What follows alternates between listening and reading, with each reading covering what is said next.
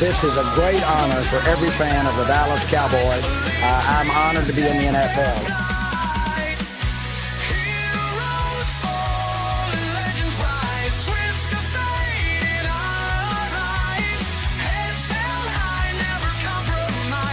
What can I say? Mamba out.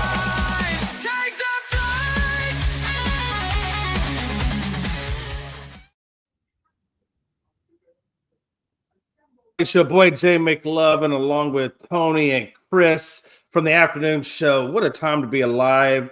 I hope everybody had a good Christmas. I'll just kind of tell you one little incident in my house. Tony's already been made aware of it. And this is just a fire pit safety story for those of you who may have fire pits and don't want to get third-degree burns. I suggest you listen because this can happen.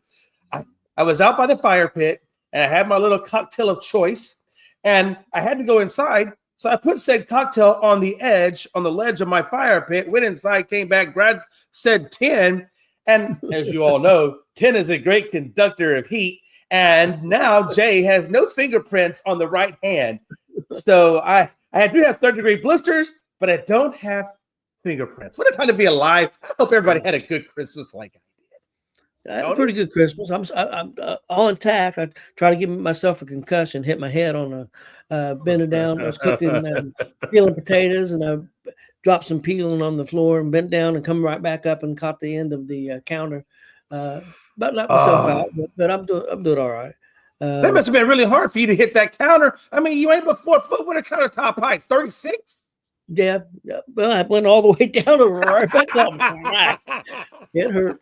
Well, I hope everybody had a good Christmas and having good holidays. We've got New Year's coming up and going to have some good football games on New Year's Day and even one on New Year's Eve night. We're going to have some good NFL this weekend, so some good storylines. So it should be a lot of fun. But let's talk about what happened this past weekend.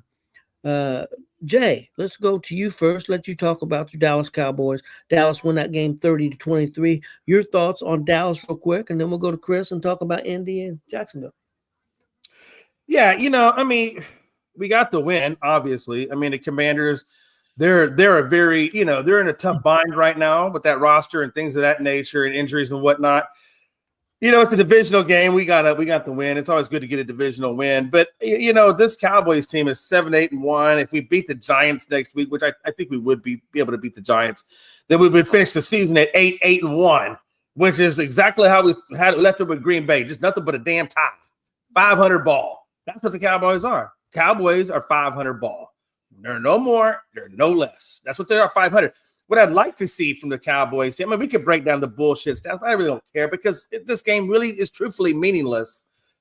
The one thing that I will say about this game that I did want to talk about, which is to me the important, as a fan of the Cowboys and as an analyst of the Cowboys, I would like to see Jerry, in this last game. You can't do it now because the 17 is done and in the books.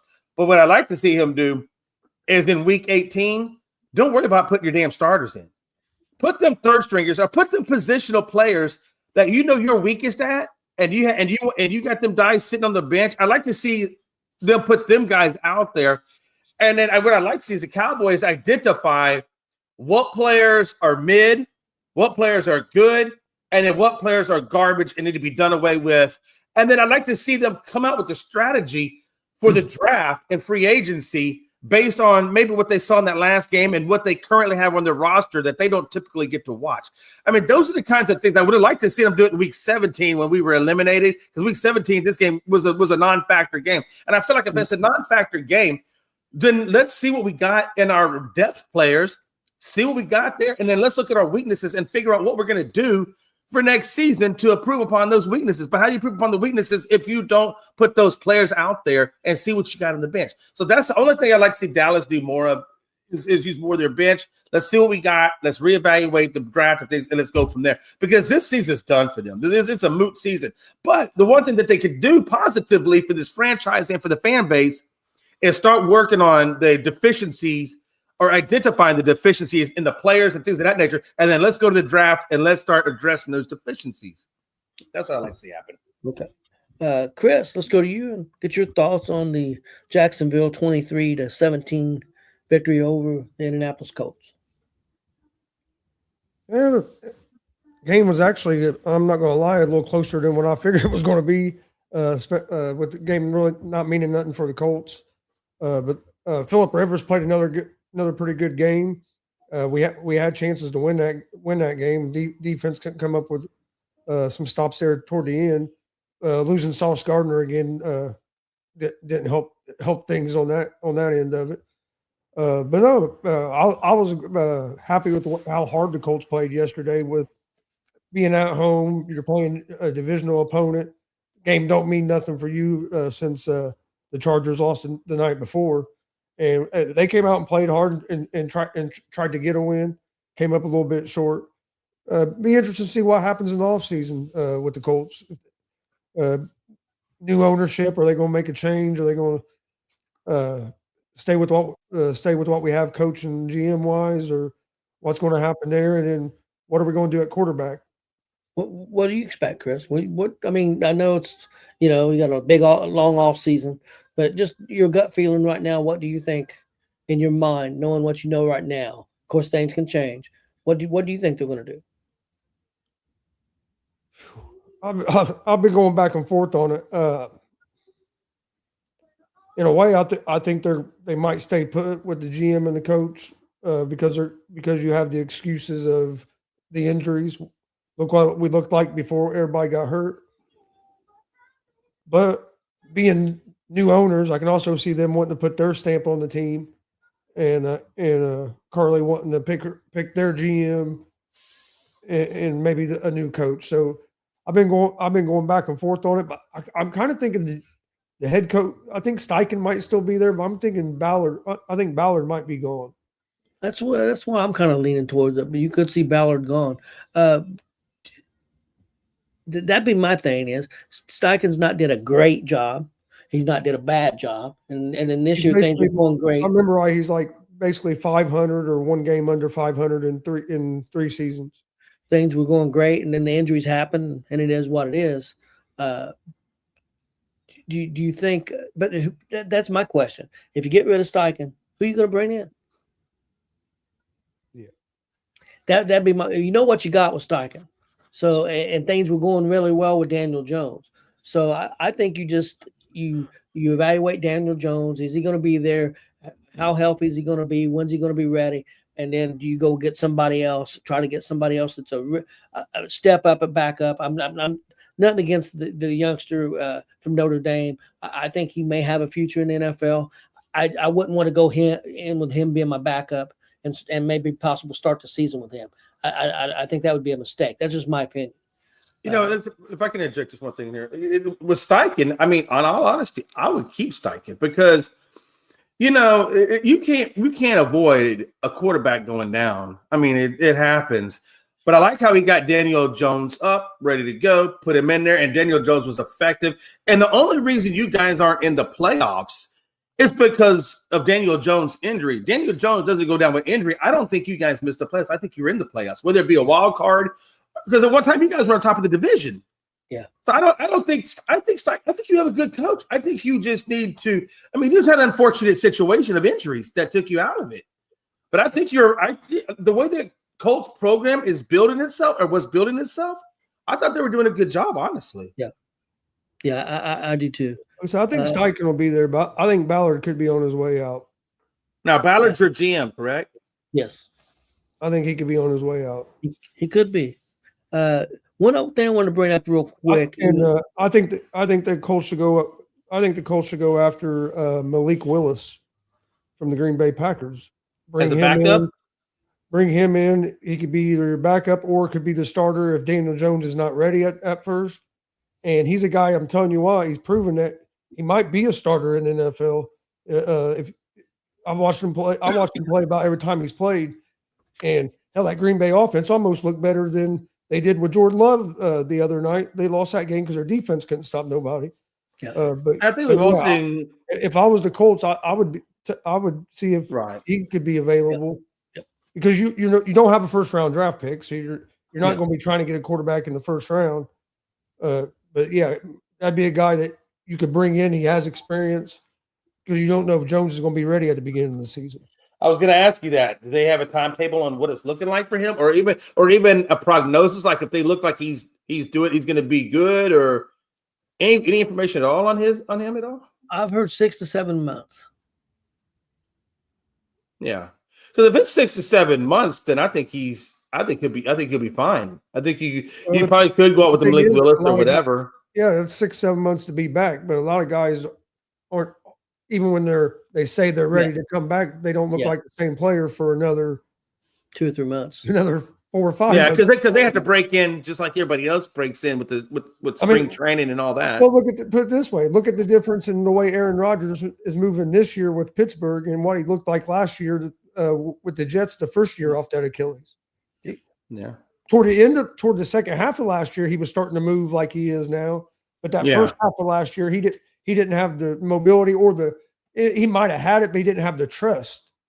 You know what I mean? Didn't have that. Right. That's what people don't realize. You might be healthy, but then you got to get through that mental block where that you trust that you can do all the things that you used to be able to do, and that if you do it, you're not going to pop it again. Yeah. And I don't think you put all your eggs in the Daniel Jones basket, right? Because of that. And obviously, like you said, Chris, if you guys start him off, when he comes back in 7 or 8 months, like you said, it's going to take him a little while before he finds that rhythm physically and mentally, right, to get back into it. So really, it could be potentially where next year, if you were to ride with Daniel Jones, that next year would be a non-playoff year for you because you'd be going through stuff. And the thing with Daniel Jones, just to be honest, unfortunately for him, he's not going to be able to get a lot of money anywhere. So that is an advantage for the Colts. They could pay him, basically not whatever they want, but you know what I mean. It's not. If he would have finished out the whole year and the Colts only lost 2 or 3 games, you're going to be paying him 20, 25, 30 million a year. Now you're not going to have to pay that to keep him. I mean, let's be honest. You're going to get him for a fraction of that. So, I mean, unfortunately for him. Yeah, absolutely, 100. Hey, what's up, Frankie? Good game this weekend. Your team kicked my ass. My team couldn't do shit this weekend. Yeah, my team. Well, I played some wrong players, but yeah, that's the second time Logan beat me. He's put my ass twice, so I sure can't complain about it. I knew I was in trouble when Gibbs didn't do nothing the other night. Yep. Frank, I got to tell you, just so you know, Frankie and Logan were in a chat over there doing Indian dances, man, praising the Lord, saying, "Thank God." Well, guys, I did want to bring up the Raiders and the Giants. Not really break down the game. Giants won 34-10 over the Raiders, but I heard some Giants fan upset that they felt like they should have lost that game so they could have the number 1 pick. My thought is, I don't know. I mean, they're going to have the number 2 pick. So you guys, do you think they should have tanked it, try to tank it and get the number 1 pick? Or, I mean, is there a big difference having that 1 or 2? I mean, there's a difference, of course. I mean, but is it really? I mean, the Giants don't need a quarterback. So I think the Raiders are probably going to take a quarterback. So the Giants are going to be able to get what they want anyway. So, right. I mean, defensively or offensive line or whatever, trade back or whatever they want to do. I still think they can do it. Chris, your thoughts on the Giants? I mean, what did their fans want them to do? Not play the game? I mean, the Raiders were tanking. The Raiders were set everybody. So, I mean, what do you want the Giants to do? Just forfeit the game? Just forfeit, not even show up? I mean, somebody had to win that game. Yeah. I mean, you put both. I mean, the Giants could have set more of their players, I guess, and then whoever. Yeah. Maybe the Giants, I guess, tried too hard, but hell, the Raiders might have made Max Crosby want to leave because they made him sit out. Like he was mad. He was putting videos of playing basketball and jumping on a trampoline with his kid, showing that he wasn't really that hurt, that he should have been playing. Yeah, he got mad and left the facility on Friday or whenever they told him that he wasn't going to play. He got mad and left. And then he started. And he says he loves the Raiders, though, Chris. He loves the Raiders, and he's happy with the organization. Yeah. But how much longer do you think Max Crosby is going to remain a Raider? I think a lot of it is going to depend on what next year looks like, what they do coaching wise, and they get the right coach. I hate to say this, they're going to draft Mendoza, and they're going to be looking for a coach for that team. And I know he don't have no damn experience, but what if the Raiders try to get Kurt Signetti? I was just thinking that. Hey, when you Bring before you him said in it, because they've seen what he's done with Mendoza, yeah. the development. A head coach or offensive coordinator? I either. Hell, the way that dude's built a program, I'd bring him in as the head Look, coach. I don't know if this- his, I don't if think this his the style guy- would work in the NFL. I don't think his style would work in the NFL either. But I could see him. I could see somebody try. I could see like the Raiders trying to get him to be like the, if not him, the OC from Indiana, trying to get him, because it just makes it easier developing your quarterback because he already has that familiarity. Well, I mean, he's the one that took James Madison from FCS to FBS. Yeah. So you already know what he did on that level and how he took that program to the next level. Then he comes to Indiana, which virtually has no football program. And within 2 years, you guys are in the number 1 spot. I mean, I don't know. You know what? I might go the coordinator route with Signetti and ask him if he. And the reason why I think that way he can adjust his style of play to fit the NFL. And I think you give him a coordinator job for a year or two, and then then you look to promote him. He'll get promoted to the NFL head coaching rank if he does a good job at the coordinator. I think that's all up to him, really. But I think he'd be successful. He'd have to go through a learning curve, but I think he'd be fine. I think Mike McCarthy's going to end up with the Raiders. With the Raiders? I think that'd be a good pick. I think he's going to be their next head coach. I think that would be a stabilizing decision. I don't know if that's necessarily a playoff type coach. I don't know. I just a playoff type coach. He's a Super Bowl winning coach. Man, I know, but that was how long ago? And that was Aaron Rodgers. And neither one of them got a damn Super Bowl since then. I think the Raiders would be good, but I still, I mean, they're still opening with the Giants, right? Yeah. Or I think the Giants would be that's where I would go. Yeah, you already got Dart. You already got a pretty good running back with the other young guy. Yeah, I think the Giants, they've got some good young receivers. I think you could build up that offensive line, that defensive line. I think they'd be ready to go in a year or two. So I think the Giants is a better job right now.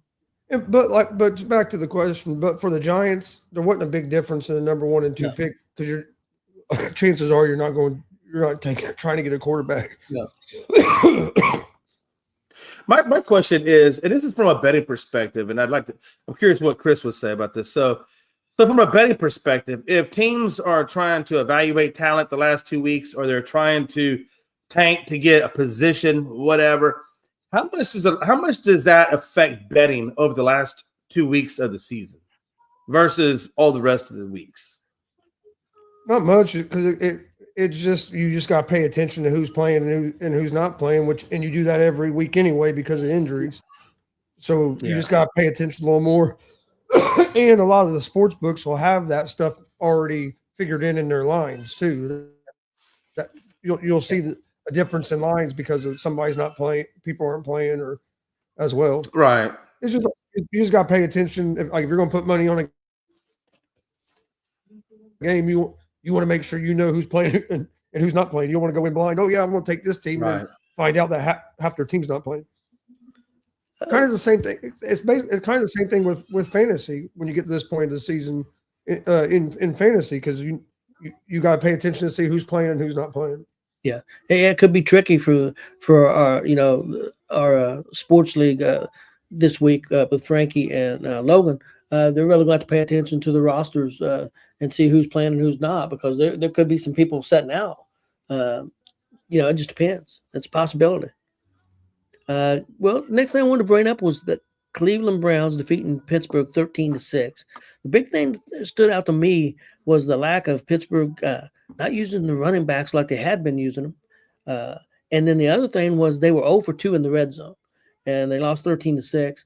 There were some close calls. I know that a lot of people in Pittsburgh upset, thought they got a lot of no calls, that there should have been penalties, some pass interferences and stuff. That's going to happen. You always want the call if you don't get it. So that happens. Chris, Chris, your thoughts on the Cleveland Browns upsetting Pittsburgh a little bit? Well, first of all, I meant to say this earlier. You beat me by 1 freaking point last week to get in the championship game, and then you whipped Stevie's ass. It's not over yet. I know, but so far, right now you're beating him pretty good. I'm beating him pretty good, and but remember he's got Puka, and Puka got 46 last week. Yeah, it could be close. I almost came back on you last week, so Yep. and you had me by like 70 last week, and I almost came Yeah, back. you come back and scored like 70 points, and I beat you about like less than a point. So Yeah, I'm not I like counting the my point. chickens. I'm not counting my chickens yet. I'm waiting till the game is over tonight before I'm saying anything. Yeah, that Pittsburgh game was interesting. It was a low scoring 6-13. And I look at Aaron Rodgers, and no touchdowns, 168 with a 19.2 QBR. I mean, they really did implode, like you were saying, Tony. And I didn't think this type of game would. And I think it's like you said earlier, they were probably paying too much attention to Myles Garrett and that took them out of their game plan. That's the only thing I could think of. Because they ran the ball. You're right, 24 times, 131. But with a low-scoring game like that, I would like to have seen more. Like you said, I'd like to see more, especially since you don't have DK there because of that. Why would they not give the ball more to the running back? Well, usually they pass more to the running backs, and they really didn't. Either way, right? They really didn't. And with the fact that Metcalf wasn't there, Crazy. you'd have thought that would have been game plan more in there.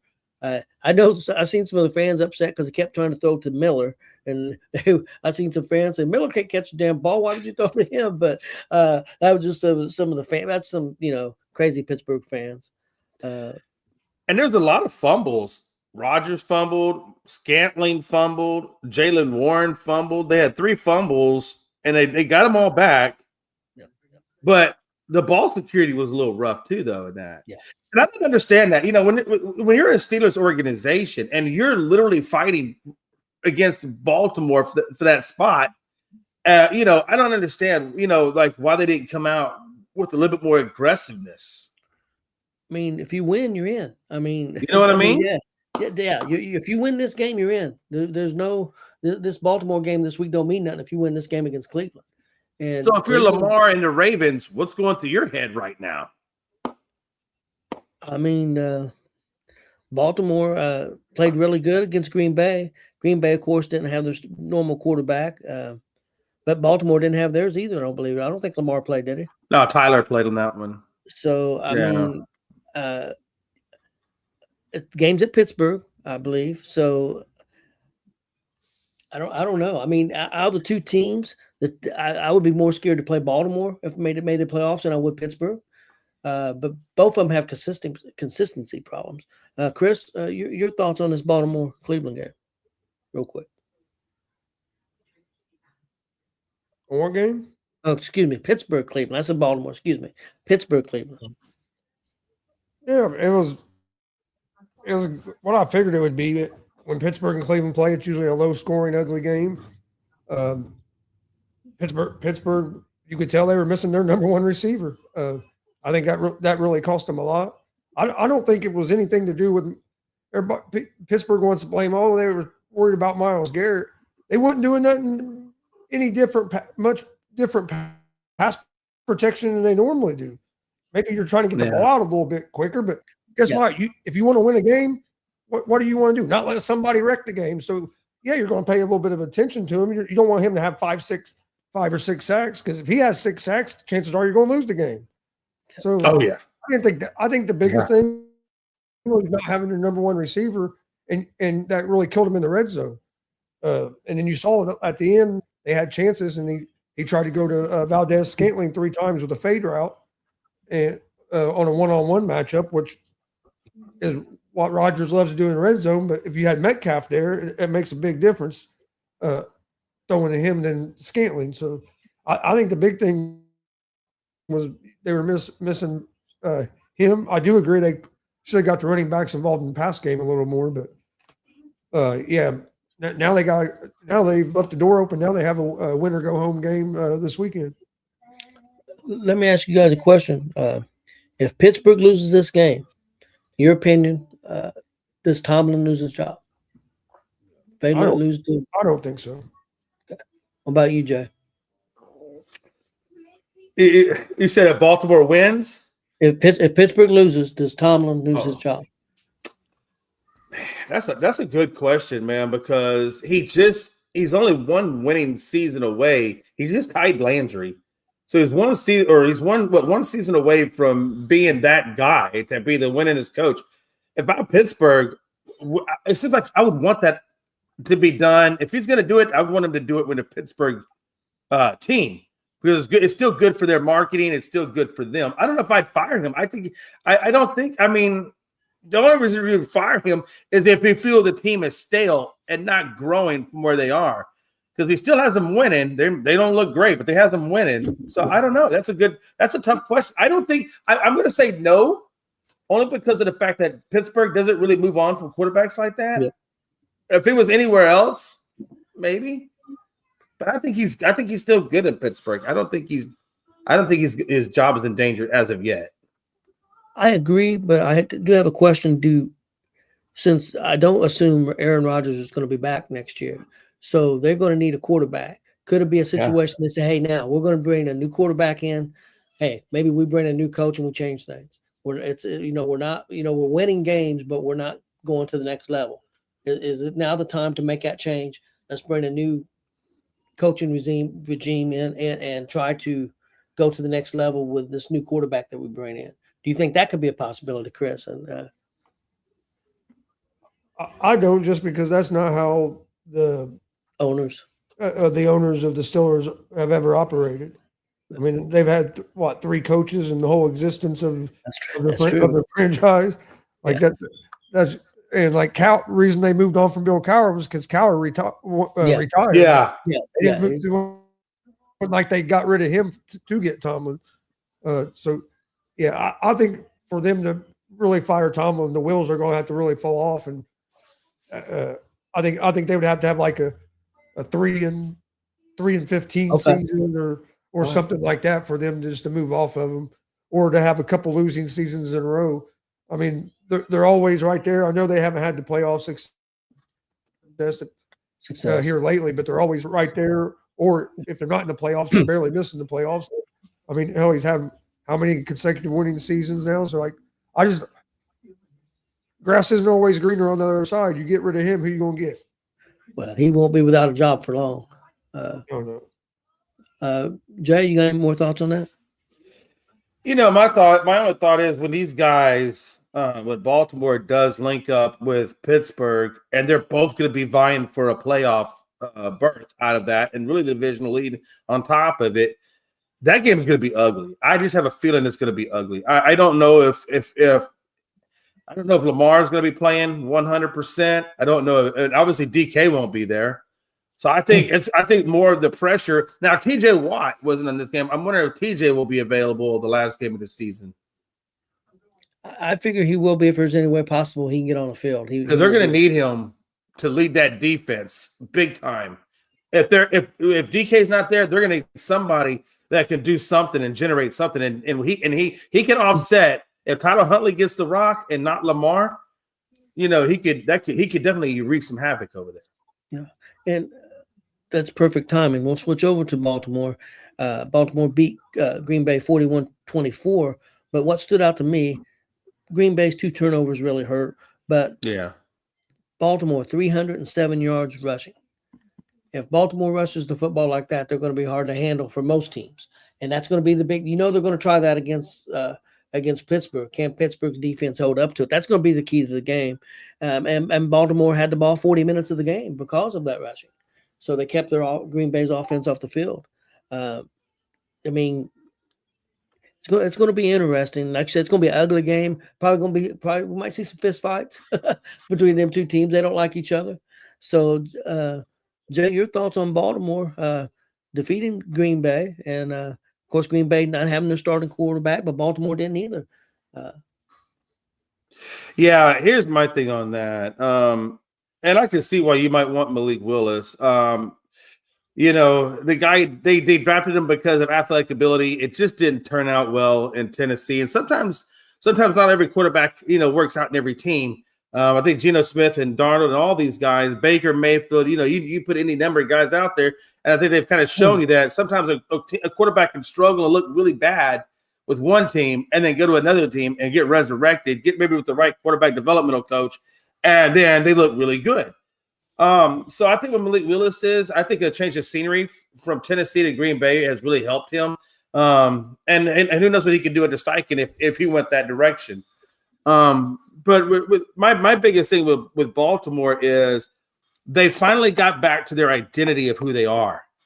Baltimore has always been a team that's known for running it, and they've always been a team known for defense. Now, one of them has fallen off bad, like the defense. That's just, it is where it is. But they've always had a run game, whether it be Henry or whoever it was before him. They've always had a run game. And when Henry gets going, that's a very difficult person to stop. And Chris, you know, like I said, and Tony, you know, two things I really believe strongly in, or I should say three things that I believe strongly in, is number one, if your team is really good in the trenches, both offensively and defensively, and if you got a guy that can run the ball, then the third thing really comes into play. That allows you to control the clock and keep them off the field. So those are three really big things. And for a long time, Baltimore's done a good job at running it, eating up clock, great defense, keeping them off the field. That's been their identity forever. And now, you know, now you see that identity kind of tarnished a little bit with the lack of defensive play, but it's still there with the run game, and they still have most of the major components. Obviously, Harbaugh was the architect of all of that, right? So this is still a Harbaugh team. I think Baltimore could beat the Steelers. I really do. All right. And I think they showed that they could beat the Steelers going up against this Green Bay team. Now, granted, they didn't have Micah Parsons, right? So you can put that there for whatever it is. But at the end of the day, they still handled business against Green Bay. They still did and that was a very convincing win. I don't care. I don't even think if Love was there, to be honest with you, that would have made a damn difference.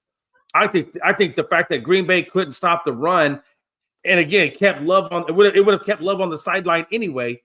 And I think that's ultimately what. So Baltimore has, I guess, to answer your question, Baltimore has to stick with the run game and eat that clock. Shout out to OG Tony, who was there when the first football game was played. You know, I did. I thought I saw him. I think I correct me if I'm wrong, but I believe that Vince Lombardi was rocking him on the sideline. Tony, look at that! You see that? Tony. According to House and his associates, that I was around for the very first thing of everything. when the caveman bit of fire, the first wrestling headlock, the first football game, I was around for all that. Evidently. Hey Tony, they said for the longest period of time that they thought there were 12 disciples at the Last Supper, but they didn't see your ass down there at the end with the hand going, "Hey, I know you can't see my head, so I'm waving my hand. There's 13 damn disciples here." If you look at that picture, you'll see a little hand. That one little hand up there. Yeah, that's me. Okay, guys, let's go back real quick to Baltimore and Green Bay. Chris, you got any thoughts on this game? Yeah, I mean, Green Bay's offense played great, but Green Bay's defense couldn't get off the field, couldn't stop the run, and Green Bay's defense has been real good this season. But one thing I think a lot of people miss is everybody talks about how bad Baltimore's defense is. Yeah, that was true at the beginning. That was true about a month and a half ago. But if you look over the last 5-6 weeks, they've been one of the better defenses in the league. Like they're ranked number one in red zone defense, and number 3 in points allowed. That's two of the top. I mean, that's two of the defensive stats you want to be at the top. Not give up points in the red zone, and then not giving up points. Period. And the run defense has improved all the way up to 12th. Their pass defense has still been kind of low, but they're a lot better defense now the last month and a half than what they had been playing at the beginning of the season. And that's why they've been able to battle back and still have a chance to get in the playoffs. Let me ask you guys this question, just like I did about Pittsburgh. If Baltimore loses this game, does Harbaugh possibly lose his job? Jay, what do you think? If they lose this game against Pittsburgh, don't make the playoffs. That's a good one. That's a hard decision because, you know, a lot of some of the things he's dealt with has been injury related. You know, you can certainly say that he should probably be in the hot seat a little bit if you don't even make the playoffs and you got a team that's honestly doesn't even have their best player out there on offense, and you couldn't beat them. And that's if they have TJ Watt. If TJ Watt plays, that gives even more credibility for the Baltimore win or the Pittsburgh loss, or a Pittsburgh win, I should say. If TJ Watt is able to do TJ Watt like things in sacks and disrupt Tyler Huntley and all that, I think he's definitely simmering. I don't know if he's on the hot seat, but I think he's definitely getting warm. And I think that kind of goes back almost what you said, Tony, earlier. Is if you let him go, who else are you going to find out there better? And I don't know, maybe we look at the coordinators. Maybe there are some coordinators that should be looked at in terms of moving up. Yeah, I've heard some people say that, and I think it's crazy. Some people think they should move on from the quarterback, from Jackson. I think that's nuts. He's had some injury problems. I agree. I know he has, but it'd be tough to move on from him and let him go somewhere else. There'd be a lot of teams that would be interested in him. Chris, your thoughts? Do you think Harbaugh could possibly lose his job if Baltimore don't make the playoffs? I don't think so. I think it's pretty close to like the Pittsburgh situation. I mean, you got a good coach. Why move on? Yeah, things haven't went the last couple of years like you expected, but a lot of that's been due to injuries and other things. I would not be surprised if I wouldn't be that surprised if they was to move on from Lamar Jackson. I've heard a lot of stuff coming out of there, how he's kind of pretty much a diva. There's the Ravens rules, and then there's Lamar's rules. Like that, Lamar can basically do whatever he wants, and if he don't get his way, he throws a fit. Like I guess there's, some of the team has been starting to get tired of it. And that's been like, I guess, having like a battle inside.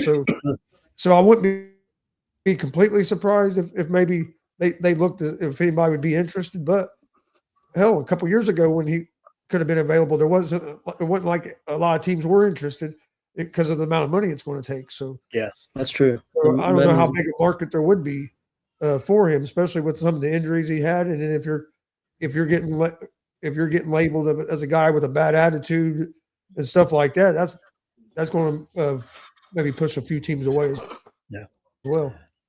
Okay, guys. Next game, I wanted to go over a couple games. I wanted to go over real quick, and then I want to talk about Philadelphia game and San Francisco's game too. Real quick, Miami, Tampa Bay. Tampa Bay crapped the bed. Only 53 yards rushing, 3 turnovers. Miami beats them 20-17. Miami had 145 yards rushing. Chris, what the hell happened to Tampa Bay?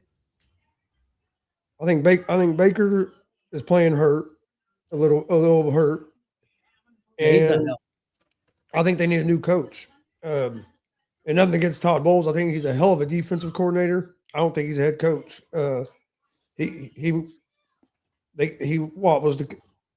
see. Correct me if I'm wrong, but he was at the Jets as a head coach at one time, right? That didn't go good. Yep. Then he was defensive coordinator with Bruce Arians when Tampa won that Super Bowl and stuff. And when Arians retired, he kind of just handed the job over to him. And that I know you lost Brady, but then you got Baker, and that team's just been so up and down since. And he's known as a defensive guy, and their defense hasn't been up to par either. But that game this weekend, nobody done anything. Offense, defense, it was just a terrible showing. Yeah, but yeah, I think he's a guy that could be on the hot seat for that job at Tampa. Yeah, I agree with you. And we talked about Baltimore and Pittsburgh's head coaches. If either one of them lost their jobs, Tampa Bay would be a perfect fit, I think, for either one of them. I think for either one of them that'd be a perfect landing spots for both those guys if they was to lose their jobs. I don't think they would be without them very long. Yeah, Tampa Bay looked horrible, man. It was pathetic. I was really shocked. I know Miami's been playing a little bit better, but they're playing a I don't know if he's a rookie quarterback, but first time he's a rookie. He is a rookie, yeah. So it was rough. Jay, your thoughts on Tampa Bay? Yeah, man. Man, if there was ever two divisions that just don't want to win it, It's Carolina and Green Bay and Baltimore and Pittsburgh. I don't know what's going on with these two divisions, but nobody seems to want to win the damn thing, which is crazy to me. Yeah, Tampa, no run game. Baker has 2 interceptions, 2 fumbles. What could have been 4 turnovers wound up being just 3 turnovers. So when you're not running the ball and you're not playing good defense and you're turning the ball over, what else is there but a loss? Yeah. And Miami. I mean, Miami, they just went in there and did, Quinn Ewers had a decent game. Longhorns represented the Longhorns well at 178 or 172 yards and 2 touchdowns, no turnovers. And he had 5 yards on 4 carries. So, a good facilitated game, not an elite game by Ewers, but a good facilitated game by Ewers and a decent defense. And against a team that's, by all measures, just dog water all over the place. Tampa, that you got to think that offensive line is an issue too. The defense is bad. The offensive line is bad. It was just so bad all the way around, man. I don't know who's going to win this division, to be honest with you. I don't know if Carolina is going to say, okay, I'm going to take it. And I guess we'll find out because, correct me if I'm wrong, they play next, right? Tampa and Carolina. Yes.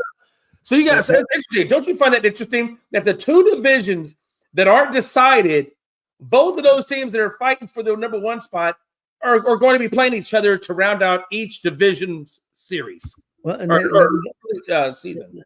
And we got another one too, because we got it's going to decide the division. We got Seattle and San Francisco. That's going to decide. Yeah, that's right. Not only the division, number 1 overall seed. Number 1 seed overall is going to decide. How crazy is that? Some big games this weekend. Okay, Chris. Hey, real quick, Jay. I just got a text message from Ewers. He said, please do not mention that he played for Texas. He don't want people to know that. Oh, okay, I'll pass that on. Okay. Oh, God. Okay, let's move on real quick, guys. Talk about another team that Ewers. Yeah. Yeah, man. Hey, stop bad-mouthing me to Gonzo. He out here talking shit. You have a good day. Hook him. Got him on speed dial, huh? Let's talk about the Seattle-Carolina game. Another team that's playing, both teams playing for something, and Seattle's a very good football team. I think we'll all agree Seattle's a better team than Carolina, but Carolina's come a long way and was playing for something and was playing at home, I believe. Also, Carolina only had 139 yards of total offense. They got destroyed by Seattle. Seattle had 163 yards rushing. Seattle beat them 27-10. Jay, your thoughts on Carolina's performance? Yeah, I'll give Carolina a little bit more leeway than what I gave Baker and Tampa. And I say that only because of the fact, 2 reasons. The first reason being, like you said, they're all fighting for first place and number 1 seed. So that's a huge thing for Seattle. And number 2, they have the in my opinion, they have the best defense in the NFL. I mean, they've been on my fantasy league all year, and they've been killing it. And they have had 1 or 2 off games, but for the most part, that defense will generate a lot of stuff for you. So they got the number 1 D going against a team whose strength is the run game. So I feel confident, that what happened with Carolina is just more so the fact that they went up against a very elite team. And again, when you're going up against elite teams, you're going to see elite teams in the playoffs. So you kind of have to get your stuff together now. And they got blew up by Seattle. And that, even if Tampa gets in, in honest, I think really even if Baltimore gets in or Giants gets in, none of the 4 of those teams really, in my opinion, are going to make a strong case to get to the Super Bowl. So a lot of these games are pointless. But Carolina had this deck stacked against them going up against Seattle. That was a hard game for them, to be honest. I would, real quick, I think Baltimore, if they win, and they would be the number 4 seed, and they possibly could play a team like the Chargers the first game. I think Baltimore could. I'm not saying they would make it to the Super Bowl. I'm not saying that.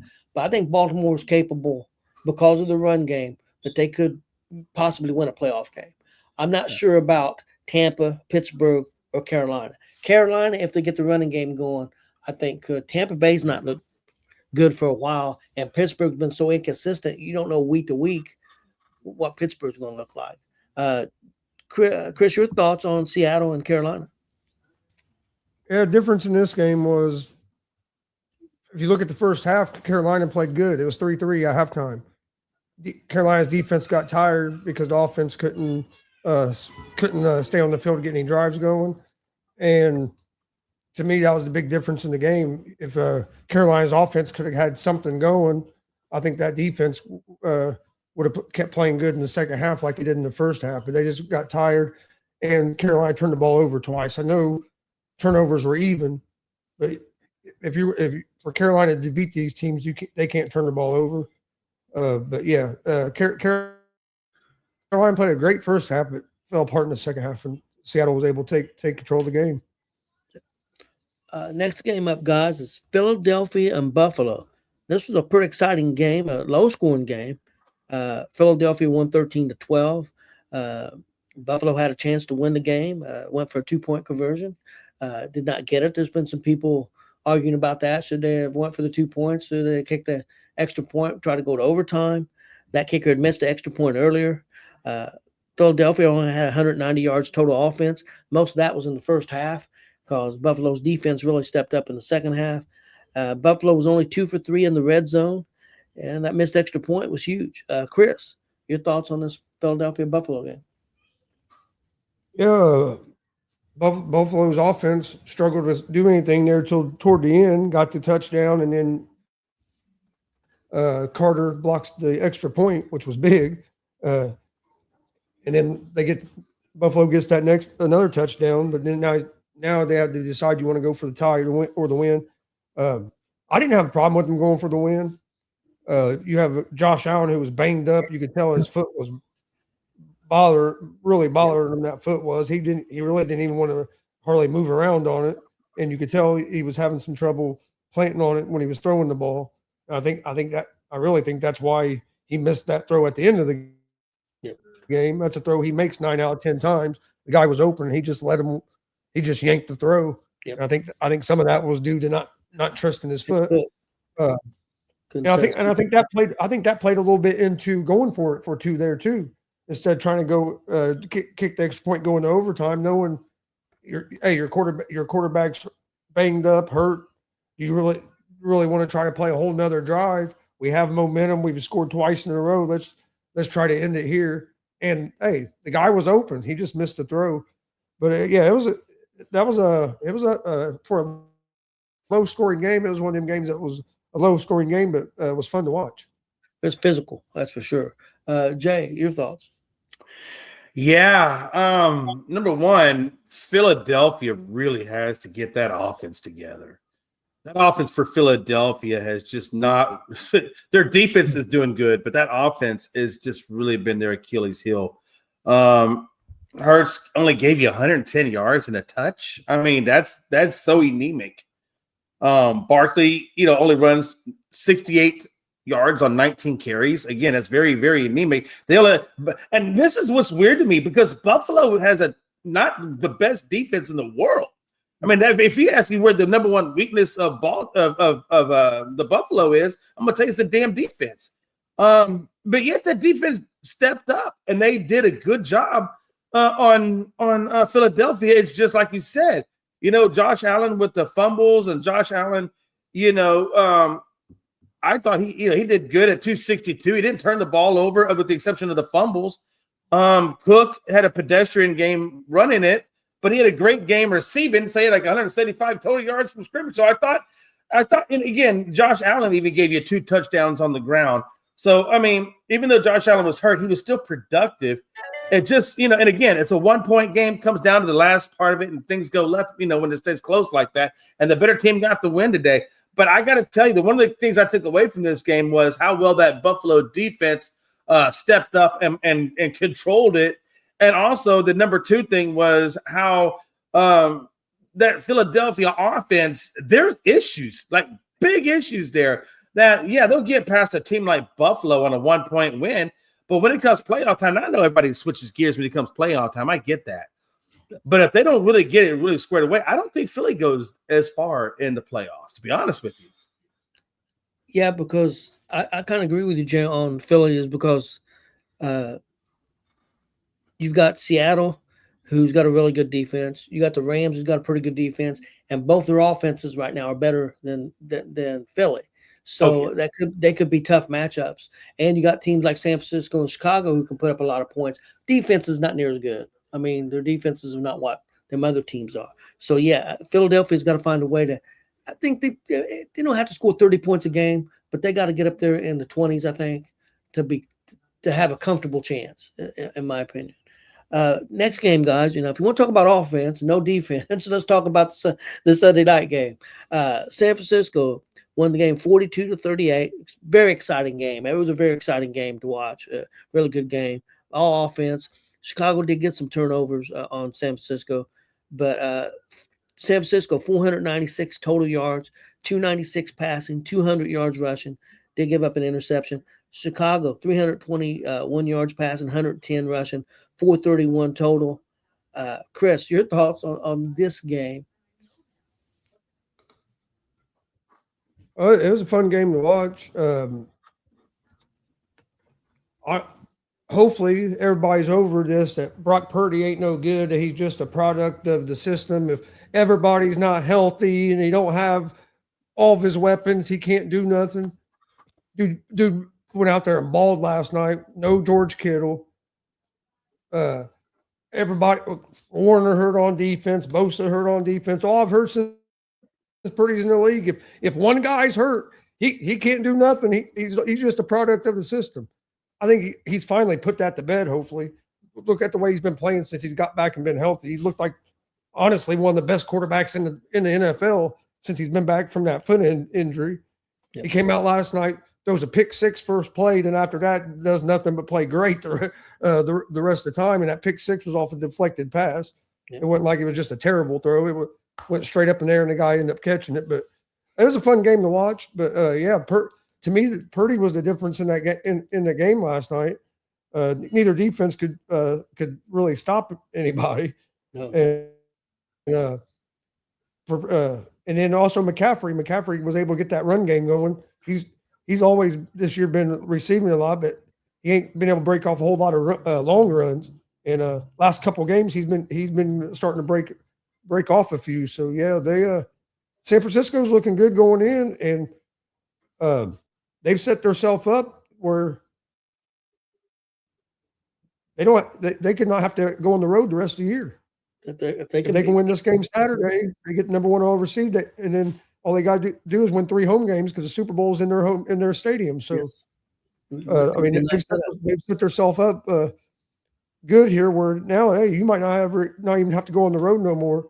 And who would have thought that they would have a chance as the number one overall seed with all the injuries they've had this year, especially on the defensive side, losing Warner and Bosa for the year, which Warner might come back. Yep. For the playoffs. I heard it's kind of a long shot, but he's really pushing to try to come back for the playoffs.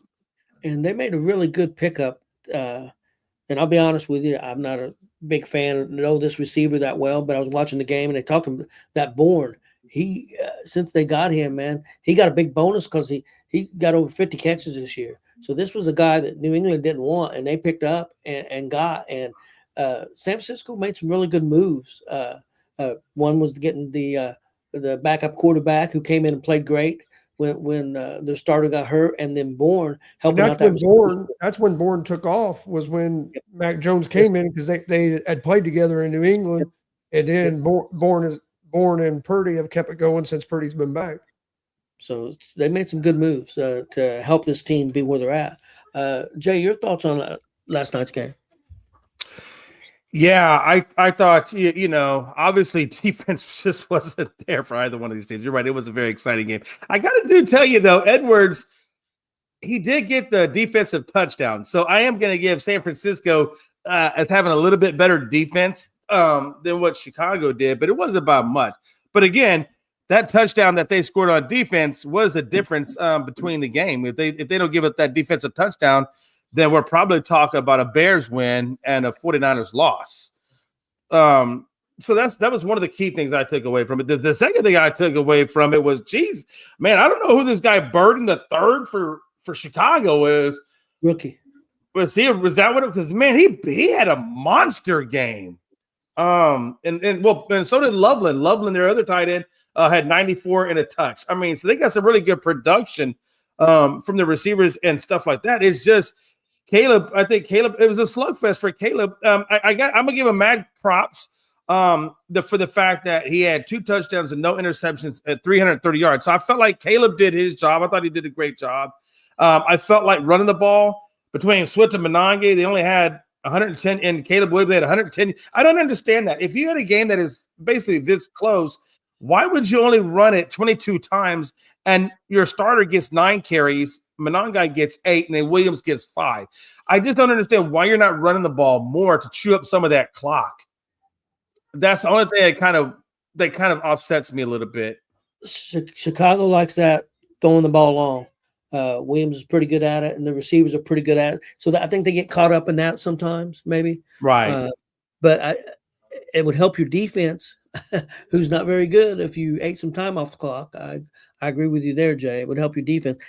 Both defenses not great. Chicago's good at getting turnovers. They have been all year. That's really helped them win a lot of games. Their defense gets a lot of turnovers, but they can struggle as far as giving up yardage and stuff and points. Question for both of you here. Let's go San Francisco first. Offense looks fantastic. If they get home field all the way through, it could make a difference. Does San Francisco have a good enough defense to win it all? Chris?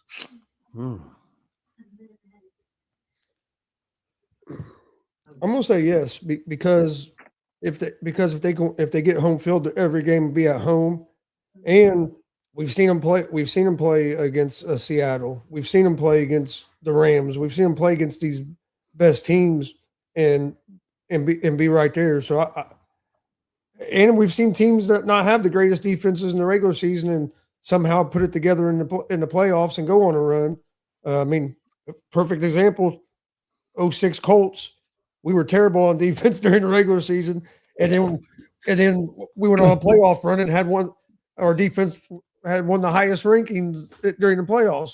We couldn't stop the run at all, and in the playoffs we stopped all the top running backs and held them all under 100 yards. So I mean, you can see teams get hot, but with the way Shanahan runs that team, and I really like Saleh as a defensive coordinator. I know it didn't work out as a head coach with the Jets, but I think as a defensive coordinator, the dude's awesome. And he's look at the job he's done this year with the injuries that he's had on that side of the ball. So yeah, I think they could get it done. What about you, Jay? What do you think? Yeah, man, with San Francisco, what are we talking about here? We're talking about going up against LA and Seattle. I mean, both of these teams have good defenses. Seattle has, in my opinion, the best defense in the league. They both have good quarterbacks. We all know that. They both have good receivers and running backs. I mean, but defensively, they didn't do good against, a team like Chicago that's a little bit more on the conservative side, not on the flashy side in terms of throwing it and things like that. So I am a little worried for San Francisco. In this, defensively, I think out of the 3 teams, I think San Francisco is probably a number 3. I think Seattle's probably 1. I think the Rams are 2. Offensively, I think the Rams are probably 1. I think Seattle's 2, and I think Chicago or 49ers would come in at 3. So I mean, I think it's going to be a tough hell battle. I don't think anybody's a clear cut. But I think I'm gonna go with San Francisco struggling a little bit more than the other 2, just because I don't think they are quite at the level defensively that the other 2 are at. And these are all very well balanced teams. I mean, they both got great offenses, both got good special teams, both have good defenses. So now you got to say if your defense is number 3 out of the other 2, and we know defense a lot of times builds championships, that could be an issue. Okay. My only thing is 49ers played Seattle earlier in the year, held them to 13 points. Right, and they're gonna have to do that again. Okay. I don't know that they can, but if they can, then it's great. And the 49ers have a win over the Rams this year, and I think the Rams is the best team in the NFC. That's what I'm saying. Like, they're in that same division with them guys. You're only could've saying the never- Rams it because could- I took Seattle. If I would have said the I've been Rams, saying if the I would have Rams said, before if I would have season said, started. It had nothing to do I with know, your that's goofy my ass. point. If this would have been game one, preseason one, before we start, and I would have said, hey, I was going to go all the way. You would have said Rams. I know you. Yeah. I know, but if I would have said Rams, though, you would have gone Seattle. Goofy ass things. Hey, I don't make my decisions around you. I want to get my early You're next giving year yourself too picks much so credit Gonzo because can't I say make nothing. my opinions and decisions around you. You're giving yourself way too much credit. I do give myself a lot of credit. And my wife says the same thing to me. So you're not the only one to say that. But I'm going to say this. I'm going to be on record right now. I'm going to force your hand on this one, and I'm going to pick the Rams to go all the year. Now let's see what Gonzo picks. He's talking about next year. What? He's picking the Rams to win it all next year, I think. Folks. I said I'm getting early for next year. I can't pick a team for next year yet. I know. I just want to take the Rams off of your list, so that way it's one less team you can choose from. My thing is, we're saying that the 49ers are so much worse than the Rams and the Seahawks, but they have a win over the Seahawks and they have a win over the Rams this season, and they're in the same division. And if they beat the Seahawks, they're going to be the number one overall seed and win the division over them two teams. Yeah. You know what I feel like though, and Tony, you've been around for a hot minute. And Gonzo, not that you haven't been, you've been around a hot minute too. But Tony, you're the oldest person on this damn panel. So I'm gonna say you've been around a hot minute. How many times have you ever seen when things stack up too nicely that it just never goes that direction? And when things don't always stack up nice, then they tend to go that way. Well, see, I don't think things really stacked up for San Francisco nicely because everything's went against them. I mean, Achuk never came back. They've had all kinds of injuries, and didn't have their starting. They lost their starting quarterback. I mean, we look what the Colts did. The Colts fell completely apart with just the injuries they had, but look what San Francisco's did with their injuries. So I mean, I think things went really well. It could be a magical season for them. Who knows? I mean, maybe it is. Every time I've ever seen where so if they get this win. And those teams get those losses, then it pushes them to the number one seed, and then they get home. That's what I'm saying. So what I'm saying is, so if 49ers get home field, then that lines them up to have the Super Bowl in their backyard. I just feel like when things line up too nice like that, it just never works out like that. And that's just me being superstitious. I don't know. It's a lot of pressure could be on them, but I mean, I don't think San Francisco has to hold teams to 13 points, the way their offense is playing. I think if they can hold teams to 21, 24 points, I think they're going to put up points. So I mean, I know they held Seattle to 13. I don't expect them to hold Seattle to 13 again. But if they can hold them to 20, to 16, if they can hold them to 21, they're going to have a chance. Now, my next question is, guys, Chicago. See what Chicago's offenses look like. Can Chicago's defense step up?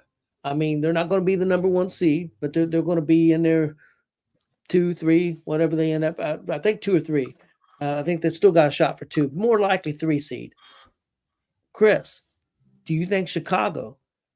They've been a team that's everything's kind of went their way. They've won some games. Could it be the magical season for them? Could their defense step up? I'm going to say yes because of all the turnovers that their defense has been able to create this year. And they've been at the beginning of the year, I thought, that's going to run out, but they've been doing it all year long, coming up with the big turnovers and the way their offense can score. It's another thing where when you have an offense like the Bears or even like the 49ers, just like what you said about the 49ers, the Bears aren't going to have to hold teams to 13 points to win games. If the Bears can hold a team to 20, 21 points, 23 points, they're going to have a good chance of winning a lot of games because their offense is going to score close to 25, 30 points a game. So I think as long as their defense can hold teams in the 20s, they're going to have chances. They're going to be in a lot of games, and we've seen that they've been able to find ways to pull out close games. Yeah. Jay, your thoughts? Yeah, so this is a defense that's had 32 sacks on the season, 22 interceptions, and they played some really good competition. The 2 losses, obviously Minnesota, Detroit. Those were Detroit. Obviously, the Detroit loss was big, right? I mean, they got blown out by 30, but again, the teams have gotten better since then, right? I mean, they beat or they lost to Minnesota by 3, so they kind of got off to a rough start. But then you look on it going on from there, and you're looking at probably they're averaging, I would say probably 20. You're right, about 21 points is what they're averaging between. When you look at it, it's 24, 21, 14, 24, 24, 14, 16, 42, 20, 17, 28, 15, 21, 3. One game went to overtime. But even in that game, they only gave up 16 points, and that was an overtime game against Green Bay, which is a divisional game. And then you got the San Fran loss. But they only lost it by a fraction of points. I think Chicago's defense can play with anybody. I think they had the defense to play with anybody. I think they got the offense. The thing is, can they put it all together and formulate it to get the win? With Chicago, this is Ben Johnson's first year there. And he's incredibly turned his franchise from zero to a freaking hero overnight. So I don't like teams that are transformative this fast to win the Super Bowl the same year they do it. I think the Bengals were another team that kind of got on that run, got to the Super Bowl, and then haven't looked the same since. So I want to see how they get punched in the mouth. I don't expect them to get to the NFC game. I got them losing in the divisional round. They could possibly make it to the NFC or the NFC Conference Championship game. But there's a lot of tough teams in that West that kind of derails me from giving them that championship game. But I got to tell you, New England, great. Soft schedule, but still great turnaround. Chicago, tougher teams, but still a hell of a good turnaround on both ends of the stick. And Ben Johnson, a hell of a coach. Vrabel's a hell of a coach. I got to give him props. I'm going to give him props. They're doing a hell of a good job. I just don't think Chicago has enough experience playing as a team for a long period of time to take that next leap to the Super Bowl. But I do think they've taken the biggest step ever to getting this culture turned around in Chicago. And once you can get that culture turned around, then big things can happen for your franchise. So for right now, I think they're a good team, but I don't think they're a Super Bowl level team. I just don't think they're quite there yet. Possible. Guys, let's talk a little Monday night football preview. We got the Rams at Atlanta.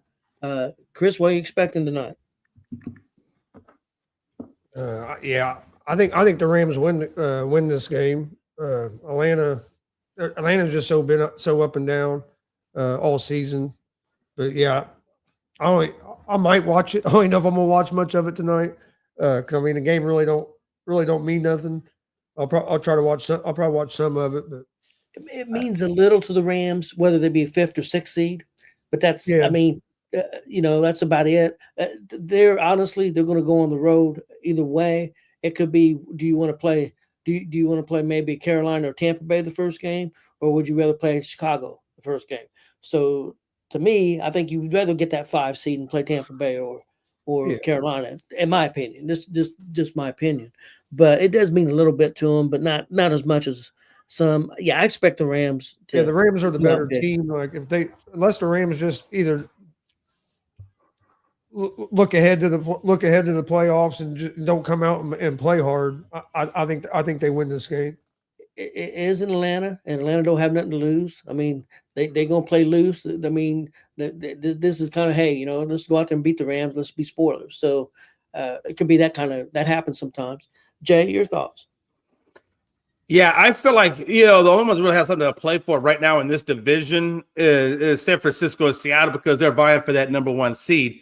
The Rams, they don't have a shot at the number 1 seed, so they're going to play a first-round game no matter what. Yes.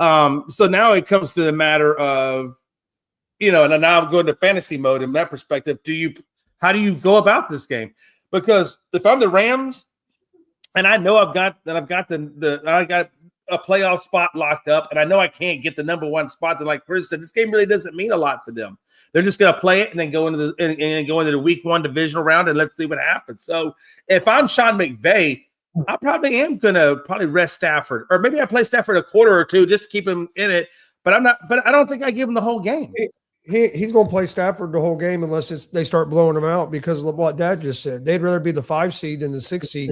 If you're the 5 seed, you're going to play the winner of Tampa Bay and Carolina. If you're the 6 seed, you're going to play the Bears. Who would you rather play? play. Yeah, first well, round that's playoffs. true. That's They true. still got a little bit. And the thing is, if they win this game, That's the one thing they have to play for. So I don't see them setting people out unless they get. No. Now, if they was to score 21 points in like the first half or first quarter and they're up real big, then I see them. Okay, let's yank Stafford. But I think as long as it's a close game, they're going to play to try to win. The only reason I was saying that, and what you're saying is valid, 100%. I do agree with everything you said.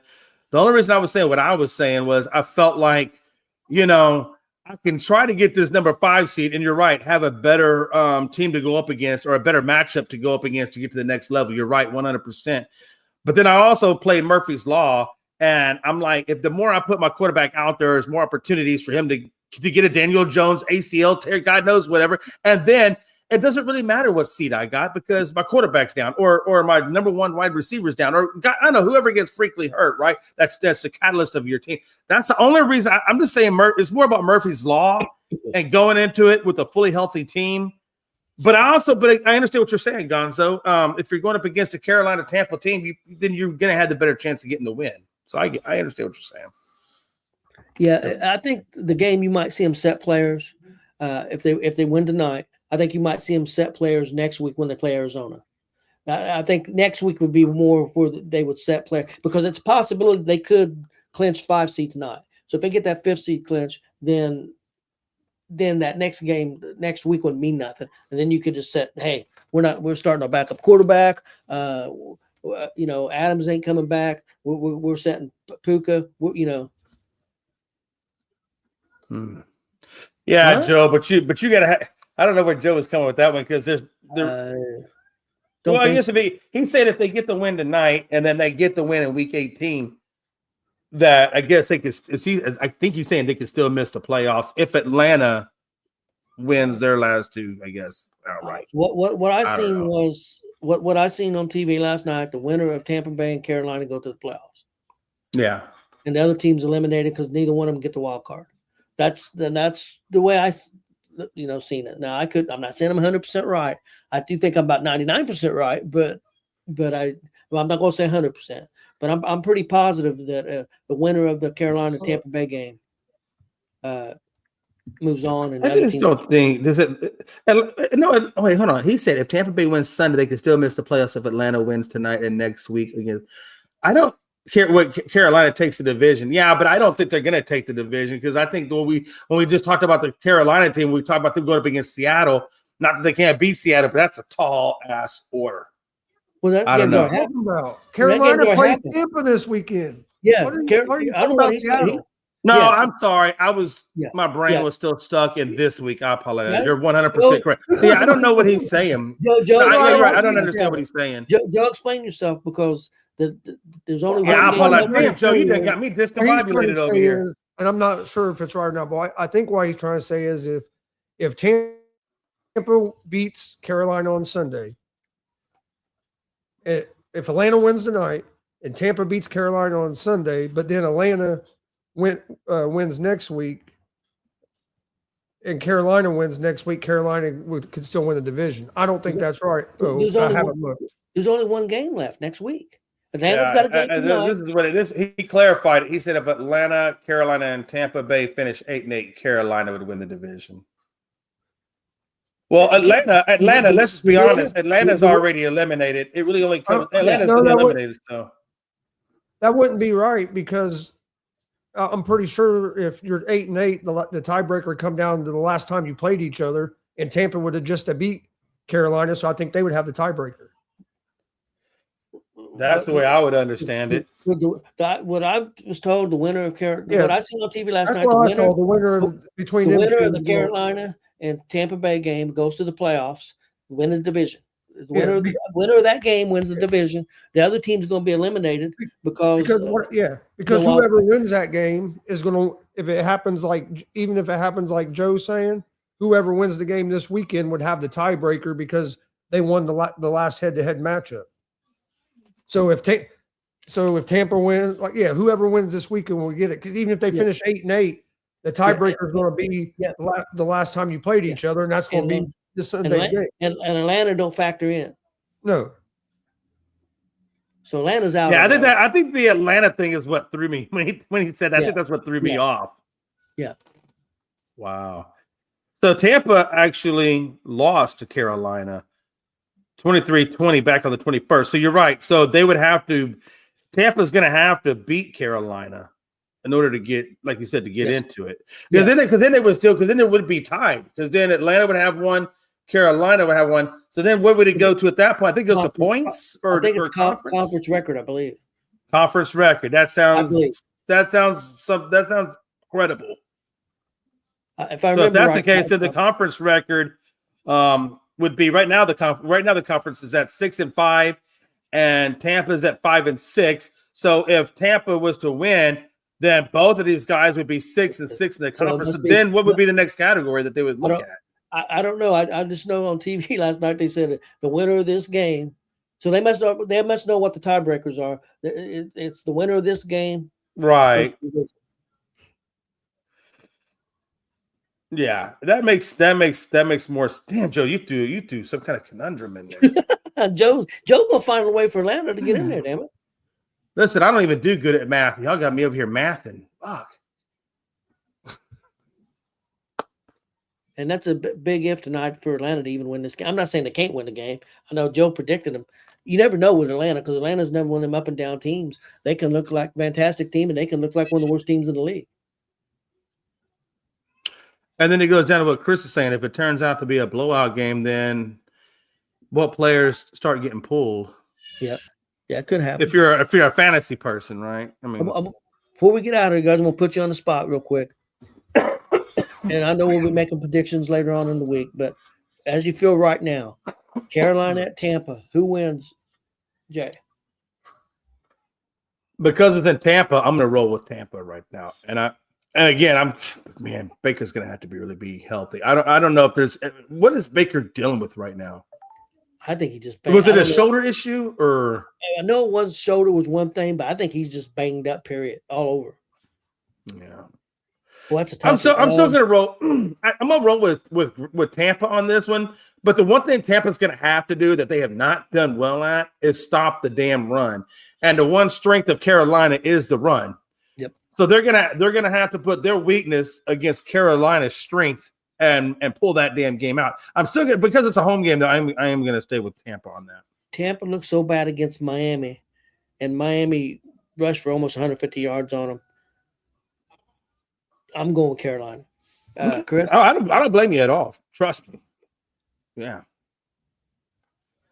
Chris? I like Carolina in this game. Okay. I think Carolina's been playing better football over the last month and a half than what Tampa has, and I just think Carolina has a little more momentum going into this game. Even coming off a loss to Seattle, they didn't play near as bad as what Tampa looked like. Yeah. Against the Dolphins. So I'm gonna go with Carolina. Next game I was going to go to another game. Going to decide something on this weekend. Baltimore at Pittsburgh. This is going to be ugly. It's going to be fist fights and probably in the crowd. Going to be fist fights on the field. It's going to be crazy.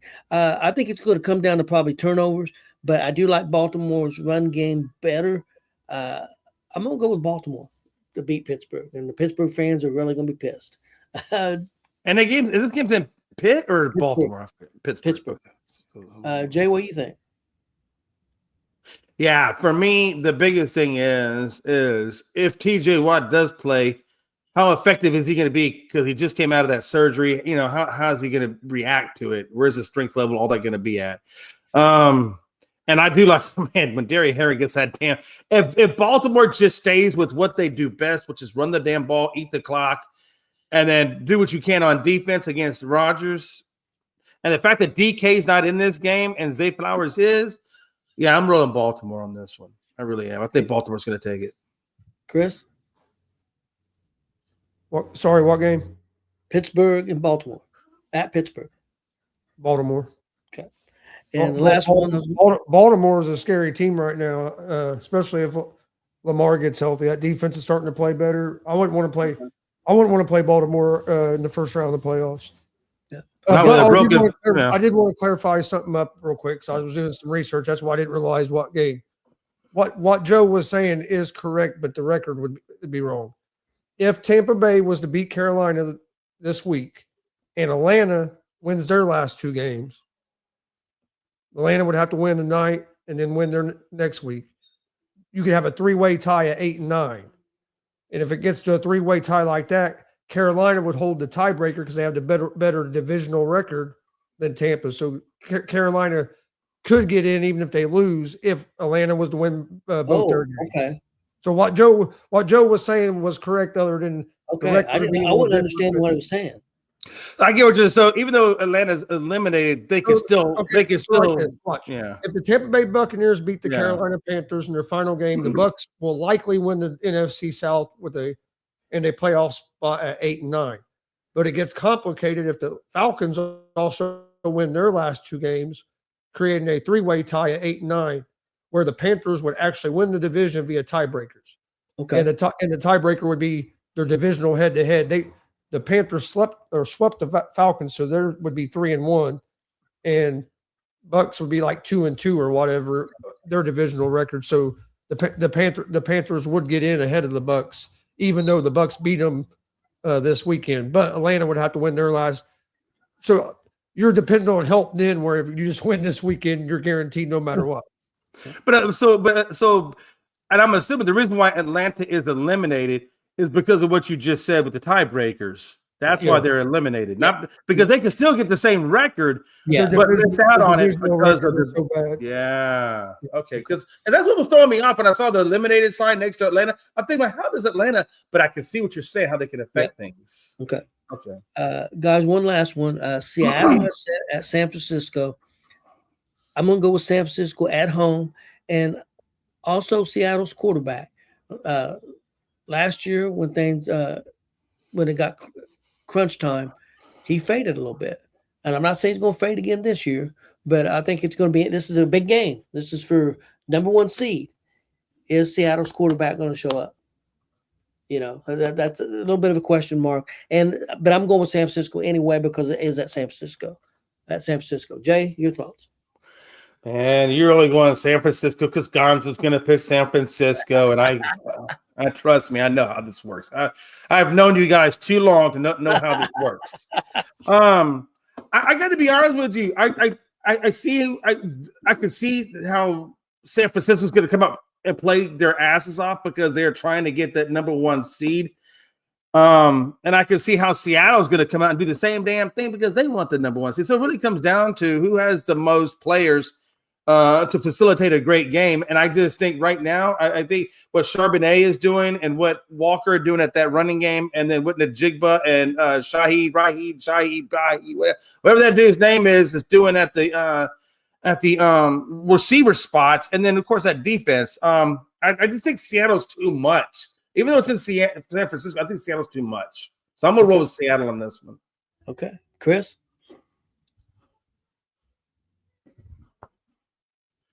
Chris said, "Hell with it." He mailed it in. I like the 49ers in this game. They've been the hotter team coming into this game. They're on a 5-game winning streak. Like that. I think might be 6 now after the last game against the Bears. Either 5 or 6 game winning streak. And if you watch Seattle over the last few weeks, they've kind of been up and down a little bit. Like their offense only scored 16 points against the Colts team that San Francisco scored 40-something points on us. So I mean, like, we've seen them up and down a little bit, and I'm kind of feel like you. It's the same thing. I trust Brock Purdy more than I do Darnold right now because I've seen Purdy in those situations have some success. Darnold, I've seen him be up and down in big games and in big moments, especially last season. So I'm leaning toward the 49ers, but I think it's going to be a real good game and a fun game to watch. Well, that's what Tony, look at me. Tony, look in the face. You heard what Gonzo just said. Yep. Shocker. Shocker. Good point about San Francisco. I just want to say, I said, man, watch you two. Y'all, hey, look, you know your father's son because y'all think alike. Well, this is how good San Francisco's offense has been. Yeah. Last night was December 28th. Yeah. Last night was the first time San Francisco had punted in the month of December. What? They played last night in that game Really? was their first punt in the month of December. They went 4 or 5 games without punting the ball. That's how good their That's offense has been. nuts. Yes. I couldn't believe it when they said that. I'm like, there Yeah, ain't no I way. didn't. I wonder Yes. why more people haven't picked up on that stat, because that's a pretty crazy stat. You would think a lot more people. I would definitely think Pat McAfee or somebody would be talking about that. Yeah, that was the first punt they had in the month of December. And it That's would be one nuts. thing. Would be one thing if it was December 15th. We're talking about the Right. end of December. Right. December 29th. They punted the ball one time. It was nuts. That's got to be a record. Isn't that somewhere? It's got to be a team record somewhere. Oh, it might be a team record. I don't know about a league record, but team record. Yeah. Well, guys, you guys got anything before we get out of I here? don't know if it's a record because the Colts went a bunch of games to start the Yeah. season this year without punting. That's true. Yeah, I'm sure the Colts. Hey, guys, real quick, just let you guys know tomorrow we're going to talk a lot of college football because we're not going to be here Wednesday and Thursday. We'll be breaking down the 4 playoff games, 1 Wednesday and 3 Thursday. We'll be talking about those games. Also, on the Tuesday night show, the NBA show, the Hoop Show, we're going to be breaking down this bracket that we found, best big 3 of all time. And we'll also be talking about some NBA stuff. So check us out Tuesday night at 10 p.m. Eastern, 9 p.m. Central. Guys, that's all I've got. You guys got anything? No, I just wanted to say just one last little thing, and we'll get more in this. We'll do hoops talk tomorrow. But just because Frankie is going to see this, and I want him to know personally and look me in my eyes when I say what I say, I'm going to put very strong verbs in it. How about those Lakers? Houston, put it on them, man. Taking receipts, Frankie. Taking receipts. And this is just one of many that I'm going to collect on you this year, being a Houston Rockets fan, and KD, love it. That's all I had to say on that. Unless Gonzo, you got anything you need to say? No, you guys got any wrestling shows coming up? Nope. I know Thursday. We got a show tonight, GWR. Talk about independent wrestling. Have some special guests and stuff on there, and check that out. That's tonight at 6:30 p.m. Eastern. So appreciate everybody watching, and everybody have a good day. It's your boy Jay saying, "How about those Lakers?"